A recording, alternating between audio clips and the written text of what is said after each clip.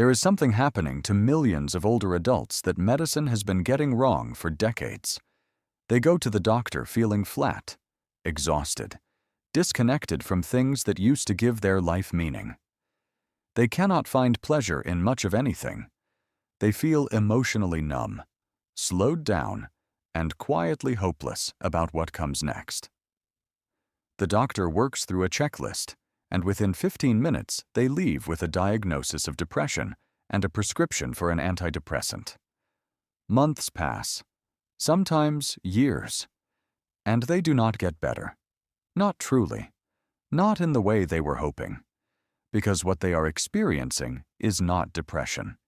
It is unresolved grief masquerading as depression, and the distinction between them matters enormously for the person suffering and for anyone who genuinely wants to help them.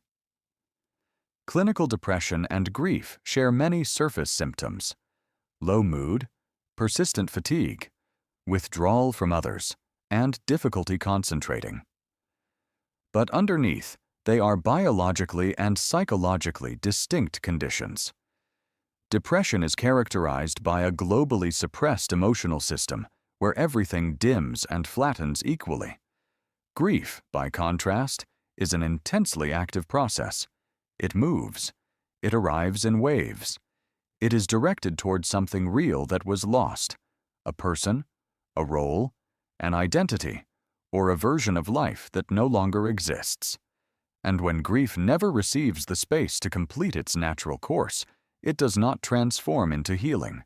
It stalls. It hardens. And from the outside, it becomes almost indistinguishable from clinical depression. Dr. Sidney Zasuk, a psychiatrist and grief researcher at the University of California, San Diego, has spent decades documenting the consequences of what he calls complicated grief, now formally recognized in diagnostic literature as prolonged grief disorder. His research shows that up to 15% of bereaved individuals develop this condition, and that antidepressants, while sometimes helpful for the depressive layer that forms on top, do not treat the grief itself. The underlying loss remains entirely untouched. The person continues to deteriorate while appearing to receive appropriate care. The neuroscience explains precisely why.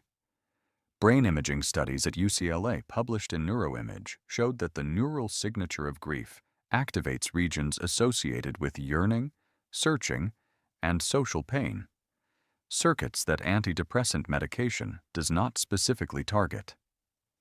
The brain of someone in complicated grief is not simply underactive, as in depression. It is actively and repeatedly reaching for something it cannot find. Medicating that reaching without addressing what is being searched for leaves the core of the condition completely intact. What research consistently shows helps is grief-specific treatment, particularly an approach called complicated grief treatment, developed by Dr. Catherine Shear at Columbia University. In controlled trials, it produced significantly better outcomes than standard depression treatment for people whose real underlying diagnosis was prolonged grief. The approach does not ask people to let go of who or what they lost. It helps them find a way to carry that loss without being consumed by it. If this video resonated with you, take a second and hit that like button. It helps more people find this content when they need it most.